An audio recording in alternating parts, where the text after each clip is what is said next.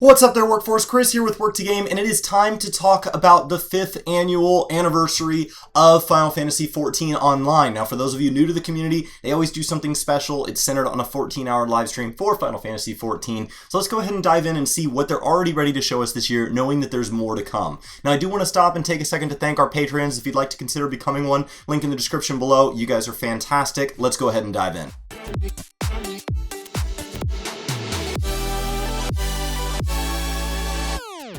Now, there was a lovely illustration done, so they put that out, but I just wanted to show that first because I thought it looked awesome. And so if we jump over to the website, and these links will all be in the description below, they basically say that it will be on August 27th. We can't expect the typical 14-hour broadcast, and this promises, of course, to be the best yet. So that means that they're going to be having, things like a producer live letter, special guests, special events going on. Some of that will be in-game, and so there will be a lot going on, and they're going to go ahead and, just like they've been doing typically, they're going to release a website about just this type of content. Now, if we click on the link, that is where you can see that full illustration that I opened up on, and they're basically going to show us everything that's going to happen, and some of it's going to just be kind of hints, like Hunt the Behemoth, Hunt for Rathalos. We knew this stuff was coming, but we're not really getting anything too detailed yet. Tales from the Storm, I don't know what that is. Maybe some of you guys do from past years. Maybe you can kind of hint at that. But if you click on it, there's no link here. So we'll go in order. And the first thing is they're going to hear from the creators, messages from the developer. So basically all this page is this is just going to be a chance for developers to write new messages starting every Friday after August 10th. They know it's kind of cliche and all of that to say thank you and how much they appreciate having worked on the game, many of them for 8 years, even though we're calling this the 5th anniversary. And that's just a neat little site where they can kind of say thank you and show their appreciation. They do from that page have a calendar if you're having trouble visualizing everything that's going to happen here. But of course, that first page that we were on has all the dates where it matters. So you just kind of have to see exactly which method is easier for you to understand. So if we jump on to the next one, it'll be the fan favorite music poll. Voting is going to open August 10th. So you catch the theme here. This is all going to really start around August 10th.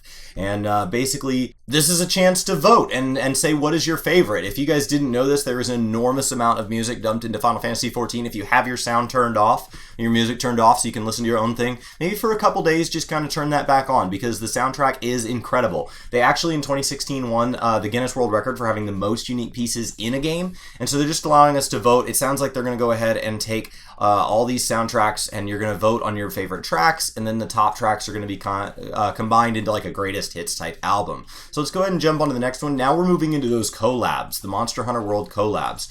And so when you go to these, you will have to select your name. I'm sure you're familiar with kind of having to select your language and sometimes putting in your age. And so this is just a chance to put to the Monster Hunter World website. Because you got to remember this collab is two-way. So some of this is to help sell more copies of Monster Hunter World, and some of this is to help sell more 14. So we'll go ahead and jump onto our 14 one. They're going to show off the collab trailer. I'm going to go ahead and close that. If you haven't seen it, it's awesome. And they're saying that the Rathalos event is here. So this is kind of just a chance to go over everything that's been revealed in the live letter. This is all not new information. It shouldn't really surprise us, but it is a reminder that that is coming up, and then it centers right around our anniversary. Now that is everything they've given us information to, but there are still very much 4 tabs here that I cannot click on that I would love to see more information about what the Rising is going to include as a seasonal event, what the Moonfire Fair is going to include as a seasonal event.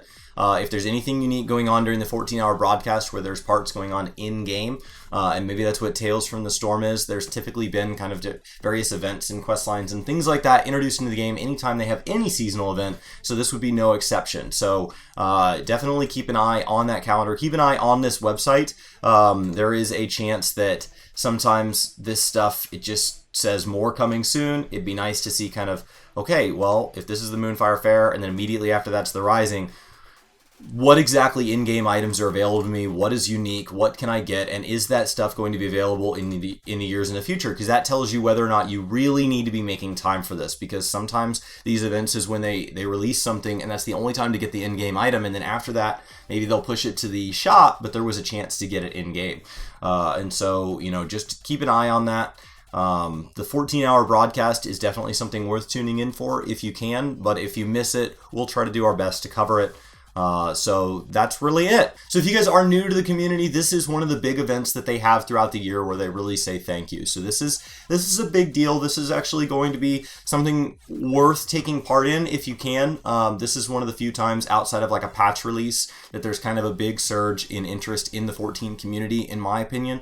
And so I think that this is something that we can absolutely be excited about. I think that it's an interesting time of year because we will have just come off patch 4.36 with August 7th, and then we will be waiting for mid-September, which is our 4.4 release, and then in between there in the 14 community there really isn't a whole lot going on, so this kind of gets its own timestamp, but does have to compete from an online standpoint when you try to compare things to like keep some context, right? Because like TanoCon, you know, for you Warframe players out there, did affect other games because it had 440,000 people watching it on Twitch, and so that's people that aren't watching other games. So keep in mind that this kind of mid-August thing is the release of Battle for Azeroth for World of Warcraft, and so even just looking within our MMO community, this is a really fantastic time of year, and if you're feeling bored in the game you're playing, events like this should be able to draw you back into a game that is interesting. There is no excuse for being bored this time of year. There is absolutely plenty to do. Even if the patches are light, there's plenty of events going on,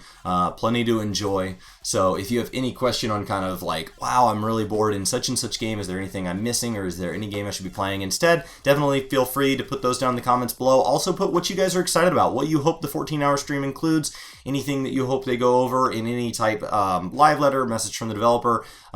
This isn't really the time to ask questions like, oh, is such and such going to be clamorable in the next patch? But it is a chance to kind of get a feel for where the game is headed and some just general pacing, and just generally the health of the community as a whole. Outside of FanFest, this is kind of one of those few fan events where it's entirely community driven and not so much like focused on content, more focused on the community as a whole, a broader look. But that's interesting because this year it's right there at the Monster Hunter World release, and so there's a collaboration going on at the same time that's another very large game, and so we'll just have to see if this year gives us more content than the past. It's definitely something that I'm excited about, and I'm really excited that August is looking incredibly packed for us. So this has been Chris with Work To Game. Thank you guys so much for hanging out. Hope you're having a fantastic day. I'll see you next time. You guys ever wondered what's behind me? Let's go ahead and take a look. There's some Warhammer and gaming stuff. There's some German beer steins. There's a rainbow ball shooting out of his face unicorn, some Star Wars toys, some different architecture projects, some Work To Game mugs, one with a chocobo on it, some Jeeps, and then my face, and then the first skyscraper I worked on in my first job out of college. So, yeah.